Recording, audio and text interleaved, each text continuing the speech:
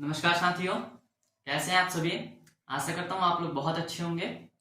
साथियों, आज के हम लोग इस वीडियो में कक्षा 12वीं जीव विज्ञान के कुछ महत्वपूर्ण प्रश्न जो आपकी बोर्ड की दृष्टि से काफी महत्वपूर्ण है, उस प्रश्नों का चर्चा करेंगे।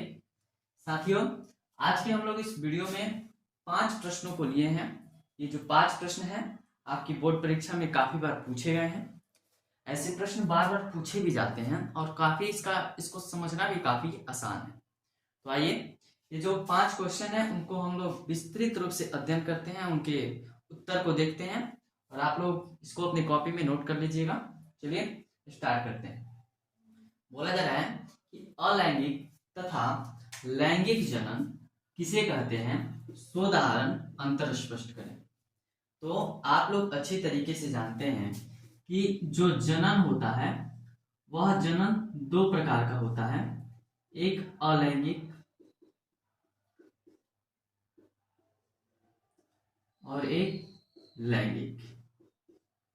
जनन यानी कि रिप्रोडक्शन 2 प्रकार के होते हैं, अलैंगिक जनन और लैंगिक जनन।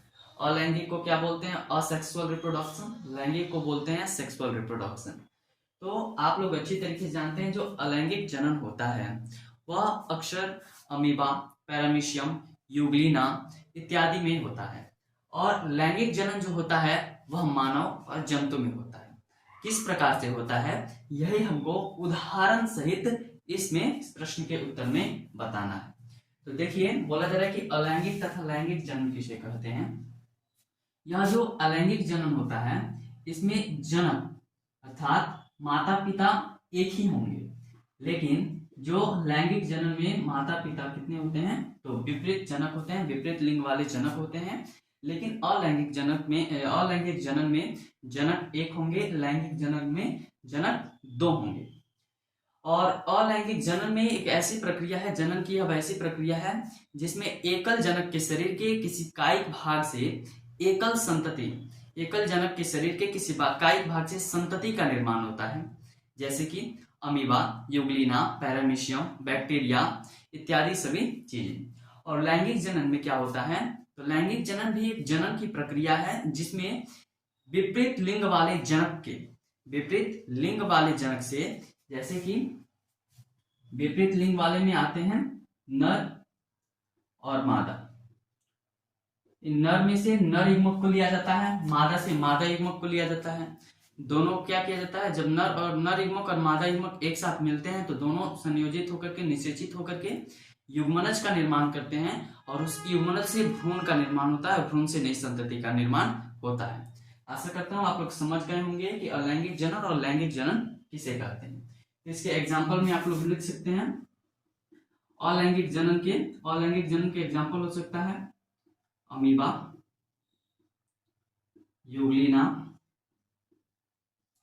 और पैरामीशियम एटीसी। ठीक है।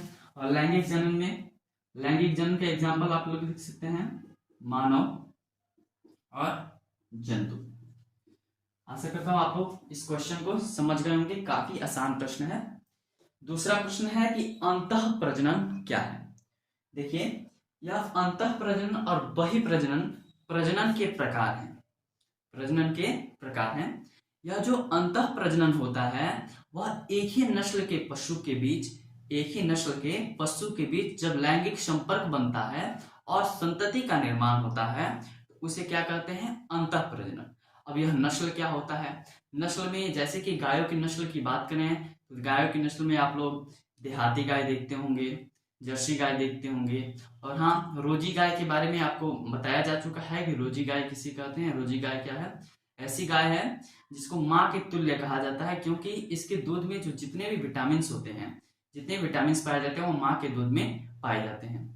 इसे अलग प्रक्रिया के द्वारा बनाया गया है, बायोटेक्नोलॉजी की मदद से, उसको आगे चर्चा करेंगे। लेकिन अंतः प्रजनन क्या है, तो जब एक ही नस्ल के पशुओं के बीच जब लैंगिक संपर्क बनता है और जब संतति का निर्माण होता है तो उसे अंतः प्रजनन कहते हैं। लेकिन जब अलग अलग जो नस्ल के पशु होते हैं उनमें अगर निषेचित करवा करके, उनमें लैंगिक संपर्क बनवा करके अगर किसी भी संतति का जन्म होता है तो उसे बहिः प्रजनन कहते हैं। ठीक है, इस प्रश्न को भी हम लोग समझ गए। तीसरा है मध्य चक्र तथा ऋतुस्राव चक्र के बारे में अंतर स्पष्ट करें। देखिए, मध्य चक्र और ऋतुस्राव चक्र मानव जनन चैप्टर में आप लोग को बताया जा चुका है, चैप्टर 3। उसमें आप लोग को बताया गया था कि जो मध्य चक्र होता है वह नॉन प्राइमेट मादाओं में होता है। मध्य चक्र नॉन प्राइमेट मादाओं में होता है, जबकि जो ऋतुस्राव चक्र है वह प्राइमेट मादाओं में होता है। ठीक है, पहले हम लोग यह समझ लेते हैं कि यह चक्र क्या होता है। देखिए, जो मानव होता है या कोई भी जंतु जो होते हैं, जब उनकी उम्र बढ़ने लगती है तो उनके शरीर के आकार में परिवर्तन आने लगता है। जैसे कि उनमें कुछ हार्मोनल चेंजिंग होते हैं। हार्मोनल चेंजिंग जैसे कि जो उनका आवाज होता है वह काफी क्या हो जाता है, कठोर हो जाता है। जैसे कि बचपन में जो बच्चे बोलते हैं एकदम सुरीला बोलते हैं, लेकिन जब वह बड़े होने लगते हैं उनमें हार्मोनल चेंजिंग आ जाता है तो उनका आवाज जो होता है हल्का सा उच्च हो जाता है। या बोले तो जो उनका शरीर का आकार है, लिंग का आकार, शरीर के हर एक पार्ट्स का आकार जो है उसमें वृद्धि होने लगती है। जैसे कि ऋतुस्राव चक्र के बारे में इसमें बताया जा रहा है और मध्य चक्र के बारे में इसमें आपको चर्चा करें तो ऋतुस्राव चक्र जो सबसे पहले बार होता है वह मादाओं में 11 से 13 वर्ष की कन्याओं में होता है, जिसे क्या कहते हैं, रजो दर्शन कहते हैं। और 45 से 50 वर्ष की उम्र में क्या हो जाता है, यह खत्म हो जाता है, जिसे क्या कहते हैं, रजो निर्वृति कहते हैं। जब मादाओं में जो ऋतुस्राव चक्र है वह कब स्टार्ट होता है, तो 11 से 13 वर्ष की महिला जो होती हैं, जो लड़कियां होती हैं, उनमें ऋतुस्राव चक्र स्टार्ट हो जाता है, जिसे मासिक चक्र भी कहा जाता है और इसे रजोदर्शन कहते हैं। और 45 से 50 वर्ष की उम्र में जब बुजुर्ग हो जाते हैं तब वह समाप्त हो जाता है, ऋतुस्राव चक्र मासिक चक्र आना बंद हो जाता है, जिसे रजो निर्वृति कहते हैं। आइए प्रश्न की ओर बढ़ते हैं। बोल रहे हैं मध्य चक्र, तो मध्य चक्र नॉन प्राइमेट मादाओं में होता है। अब ये नॉन प्राइमेट मादा क्या होती हैं, तो नॉन प्राइमेट मादा में आप लोग ले सकते हैं, गाय को ले सकते हैं, भैंस को ले सकते हैं, चीता को ले सकते हैं, चूहा को ले सकते हैं। ये सब में क्या है, नॉन प्राइमेट मादाएं हैं। इन नॉन प्राइमेट मादाओं में मध्य चक्र होता है। मध्य चक्र मतलब आप लोग समझ रहे हैं, उनके शरीर के आकार में परिवर्तन, उनकी बोलचाल की, उनके हार्मोनल चेंजिंग, सब परिवर्तन होते हैं। और ऋतुस्राव चक्र किसमें होता है, तो ऋतुस्राव चक्र होता है किसमें, प्राइमेट मादा किसे कहते हैं, जैसे कि मनुष्य हो गया, मनुष्य प्राइमेट मादा है, बंदर हो गए, गोरिल्ला हो गया, ये सभी क्या है, प्राइमेट मादाएं हैं। और इनमें जो क्या होता है कि जो जैसे कि रजो निर्वृति और रजो दर्शन के बारे में समझे, इनमें जो चक्र आता है, मासिक चक्र होता है, उसे क्या कहते हैं, ऋतुस्राव चक्र कहते हैं। इन दोनों में हम लोग अंतर स्पष्ट देख लिए। चौथा प्रश्न है कि बंध्यता पर संक्षिप्त विवरण दें। बंध्यता किसे कहते हैं या परखनली शिशु किसे कहते हैं। देखिए, काफी महत्वपूर्ण प्रश्न है। ठीक है, 2016 में भी पूछा गया है, 2017 में भी, 2021 की बोर्ड परीक्षा में भी पूछा गया है। बोल रहा है कि बंध्यता पर संक्षिप्त आप विवरण दीजिए। तो सबसे पहले हम लोग बंध्यता किसे कहते हैं इस बारे में समझ जाएंगे। बंध्यता काफी सुना सुना शब्द है। बंध्यता को आम भाषा में बांझपन भी कहा जाता है। वैसे कपल्स जो लैंगिक संपर्क बनने के बावजूद भी बच्चा उत्पन्न करने में सक्षम नहीं होते हैं, उन्हें बंध्यता का रोगी, बांझपन का रोगी कहा जाता है। इसका उत्तर आप लोग इस प्रकार लिखेंगे कि जब नर और मादा लैंगिक संपर्क करने के बावजूद भी, लैंगिक संपर्क बनाने के बावजूद भी बच्चा जनन करने में, बच्चा उत्पन्न करने में सक्षम नहीं हो, उसे क्या कहा जाता है, बंध्यता कहा जाता है। यह एक रोग है, मात्र क्या है, एक रोग है, जो जिससे पुरुष भी प्रभावित हो सकता है, स्त्री भी प्रभावित हो सकती है। इसके निदान के लिए पर्सनली शिशु यानी कि टेस्ट ट्यूब का प्रक्रिया अपनाया जाता है। आप लोग आईवीएफ का नाम सुने होंगे, आईवीएफ आप लोग अक्सर एड्स में प्रचार में देखते होंगे, टीवी पे, न्यूज़पेपर में। आईवीएफ का पूरा नाम होता है in vitro fertilisation, in vitro fertilisation. यह जो आईवीएफ एक प्रक्रिया है परखनली शिशु का। जैसे कि अभी आपको बताएं कि वंध्यता से मादा भी प्रभावित हो सकती हैं, पुरुष भी प्रभावित हो सकता है। तो जिसमें कमी होती है, जैसे कि पुरुष में भी कमी हो सकती है कि शुक्राणु का सही उपयोग, मतलब जो शुक्राणु बनता है वह सही तरीके से मादा के गर्भाशय में आरोपित नहीं हो रहा है, या मादा के गर्भाशय में जो अंडवाहिनी से फैलोपियन ट्यूब से जो अंडे आ रहे हैं, जो अंडाशय से अंडे आ रहे हैं, वह अच्छी तरीके से गर्भाशय के बाद वह निषेचित नहीं हो रहे हैं।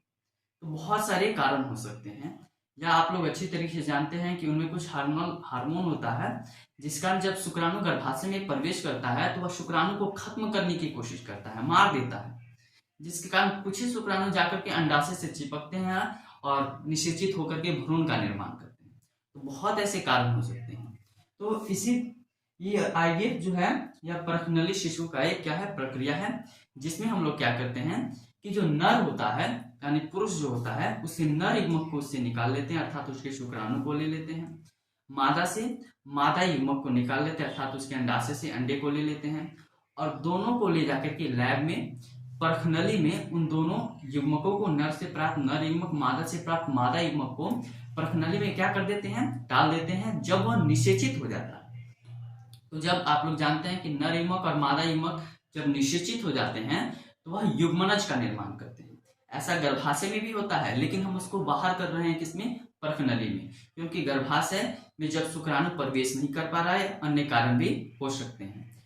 तो उसको हम लोग क्या कर रहे हैं कि परखनली में नर से प्राप्त नर युग्मक को, मादा से प्राप्त मादा युग्मक को परखनली में ले जाकर के उसका निषेचन करा रहे हैं, जिससे प्राप्त जो युग्मनज है, जब नर युग्मक मादा युग्मक मिलते हैं तो युग्मनज का निर्माण होता है, और उस युग्मनज को क्या करेंगे, फिर मादा के गर्भाशय में आरोपित कर देंगे, मादा के गर्भाशय में डाल देंगे, जिसके कारण फिर से नई संतति वह भ्रूण का निर्माण करेगा, भ्रूण से नई संतति निर्माण हो जाएगा, और उस प्रकार से जो प्राप्त संतान होते हैं उसको क्या कहा जाता है, परखनली शिशु कहा जाता है। यह वैसे ही लोग करवाते हैं जो वंध्यता से क्या होते हैं, बांझपन से पीड़ित होते हैं। पांचवा प्रश्न है कि मानव नर के वृषण को बाह्य उदरीय क्यों माना जाता है। जो मानव नर का जो वृषण होता है उसको बाह्य उदरीय क्यों मानते हैं। तो देखिए, जो मानव का नर का जो वृषण होता है उसका मुख्य कार्य होता है शुक्राणु का निर्माण करना, क्योंकि जब वह जो संतति होता है वह माता के गर्भाशय में होता है, तब जो उसका जो वृषण होता है वह उसके उदर यानी कि पेट में होता है शिशु के। लेकिन जो वृषण है वह शुक्राणु तभी निर्माण कर सकता है जब शरीर के तापमान से उसका तापमान, वृषण का तापमान 2 से 2.5 डिग्री सेल्सियस कम हो। क्योंकि हमारे शरीर का तापमान ज्यादा रहता है और इसको 2 डिग्री से 2.5 डिग्री सेल्सियस तापमान कम की आवश्यकता होती है, इसलिए इसको उदर से बाहर, मतलब उदर से बाहर यह आ गया है। और इसका मुख्य कार्य वृषण का तो शुक्राणु निर्माण करना है, और इसलिए इसको क्या कहते हैं, बाह्य उदरीय इसलिए कहते हैं क्योंकि यह उदर के बाहर होता है। अब उदर के बाहर होने का भी कारण है क्योंकि शरीर के तापमान से 2 से 2.5 डिग्री सेल्सियस इसके शुक्राणु के निर्माण के लिए इसके तापमान कम की आवश्यकता होती है, इसलिए इसको मानव नर के वृषण को बाह्य उदरीय माना जाता है। आइए एक बार रिवीजन करते हैं कि अलैंगिक तथा लैंगिक जनन किसे कहते हैं, शोधारण अंतर स्पष्ट करें। तो अलैंगिक जनन जनन की प्रक्रिया है जिसमें एकल जनक के शरीर के किसी कायिक भाग से संतति का निर्माण होता है, और इस प्रकार अलैंगिक जनन में जो संतति का निर्माण होते हैं आनुवंशिकी और आकारीय रूप से समान पाए जाते हैं, जिसे क्लोन प्रतिरूप भी कहा जाता है। जैसे कि अलैंगिक जनन में अमीबा, यूग्लिना, पैरामीशियम, बैक्टीरिया, इस सब इसके एग्जाम्पल हो जाते हैं। और लैंगिक जनन जनन की एक प्रक्रिया है जिसमें जिसमें विपरीत लिंग वाले जनक की आवश्यकता होती है, अर्थात 2 जनक की आवश्यकता होती है, जिसमें नर से नर युग्मक और मादा से मादा युग्मक मिलकर के युग्मनज का निर्माण करते हैं, जिससे नई संतति का निर्माण होता है, जैसे कि मानव और जंतु। दूसरा प्रश्न है कि अंतः प्रजनन क्या है। तो अंतः प्रजनन का एक प्रकार है जिसमें एक ही नस्ल के पशुओं के बीच क्या होता है, जब लैंगिक संपर्क बनने के बाद क्या होता है, संतति का निर्माण होता है, उसे अंतः प्रजनन कहते हैं। तीसरा प्रश्न है कि मध्य चक्र तथा विद्युत स्राव चक्र के बारे में अंतर स्पष्ट करें। तो अभी आप लोग को बताया कि जो मध्य चक्र होता है वह नॉन प्राइमेट मादाओं में होता है। नॉन प्राइमेट मादा अर्थात गाय में हो सकता है, भैंस में हो सकता है, चूहा में हो सकता है, बकरी में हो सकता है, चीता में हो सकता है, ठीक है। ऋतुस्राव चक्र का मतलब आप लोग समझ लेंगे, हार्मोनल चेंजिंग। उसके बाद ऋतुस्राव चक्र क्या है, तो ऋतुस्राव चक्र प्राइमेट मादाओं में होता है। जो सबसे पहले 11 से 13 वर्ष की, तो उसको रजोदर्शन कहते हैं, और 45 से 50 वर्ष की उम्र में खत्म हो जाता है, जिसे रजोनिर्वृत्ति कहते हैं। और यह प्राइमेट मादा जैसे कि मनुष्य, बंदर और गोरिल्ला में होता है। वंध्यता पर संक्षिप्त विवरण दें तो वैसे मनुष्य जो लैंगिक संपर्क करने के बावजूद भी जन्म करने में सक्षम नहीं होते हैं, उसे वंध्यता कहते हैं।